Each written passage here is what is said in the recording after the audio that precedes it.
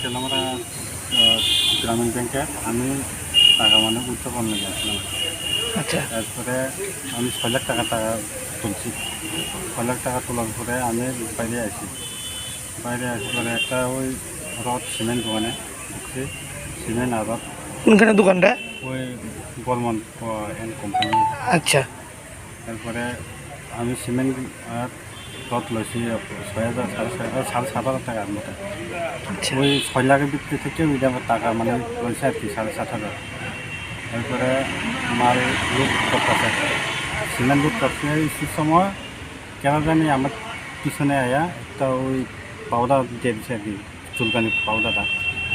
তারপরে চুলকাছে আমি সহ্য করতে পারছি না। এরপরে আমি জল কিনতে গেছি দোকানে। এই সময় ব্যাগটা আমার জায়গায় আসলো, হাতে আসলো যে সময় বুঝব এই সময় আমি গাড়ি মানে ব্যাগটা গাড়ি দিয়ে দিয়েছিলাম। এরপরে আমি ড্রেসে গেছিলাম, ব্যাগ নাই। আপনার ব্যাগটা রাইখা সেরে গেছিলেন জল আনতে নাকি? না না, আমার হাতে আসলো যে সময় বুঝব এই সময় আমি ব্যাগটা গাড়ি রাখিয়ে দিয়েছিলাম আর কি। আচ্ছা এই সময় ড্রেসেরা গেছি আবার গাড়ি, এই সময় আমার ব্যাগটা কেটে দাম লেগে গেছে। মানে গাড়ির থেকেই নিচে আপনার ব্যাগটা? হ্যাঁ। এমনি এতে কেউ নিচে টিচে দেখছেন? না না, এটা দেখেন আমি ওই সিসিটিভি ফুটেজে দেখছি একটা লোক পাইছে আর কি। আমার পিছনে ইয়ে করতে পিছনে পিছনে যাইতেছে। আপনার তো এমনি সিসিটিভি ফুটেজে আপনার দেখে আপনি একটা অনুমান করতেছেন যে তাই নিয়ে হয়তো বা নিছে নাকি? তাইনি শিওর তাইনি হইব। ওই যে সময় আমার গলা দিয়ে দিছে পরে সিসিটিভিতে মানে পরে দেখা গেছে আর কি। আপনার নাম কি? আমার নাম প্রকাশ দেববর্মা। কি করেন আপনি? আমি ড্রাইভার,